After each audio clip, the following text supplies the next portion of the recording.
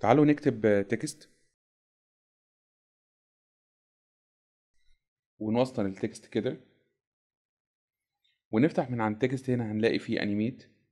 بنيجي نفتح السهم الصغير اللي جنب انيميت ونختار enable bear character 3D.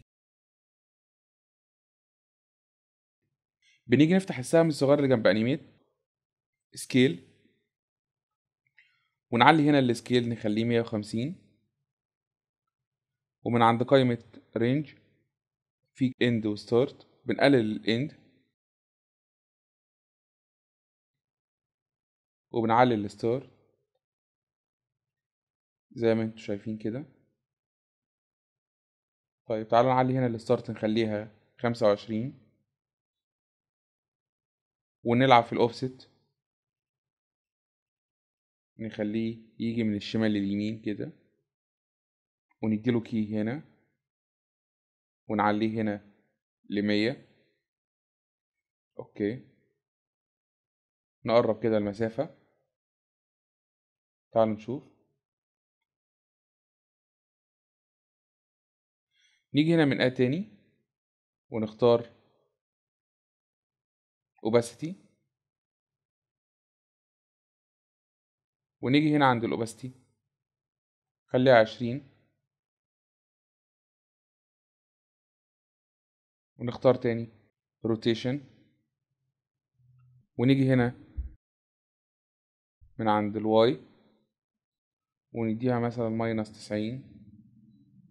خلاص هو بيعمل انيميشن بيتلف من -90 ل0.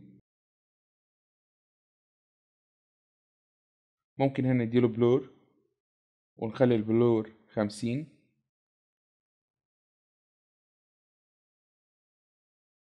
الفونت لما يجي يظهر بيظهر بلور.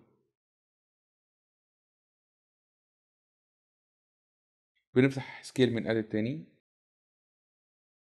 وبنعلي السكيل.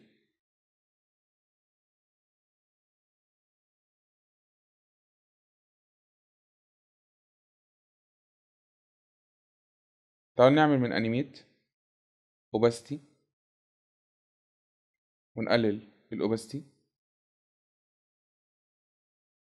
ونيجي عند ستارت نظهر الفونت، ندي هنا كي ونبتدي نظهر الفونت بكي تاني نزود لغاية 100.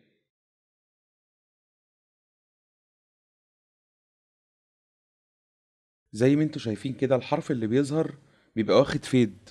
طب نعمل ايه؟ هنفتح ادفانسد. لو احنا قللنا السموث ده وخلينا 0 هتبقى شارب.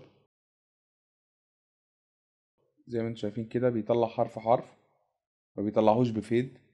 مستنيين تطبيقكم على الفيديو. سلام. لو قابلتك اي مشكله في الافتر افكت اكتب لنا على الوول في الجروب واحنا تحت هنحلها لك في كومنت. علشان تتابعنا اعمل سبسكرايب على اليوتيوب، ولو عجبك الفيديو اعمل لايك وشير.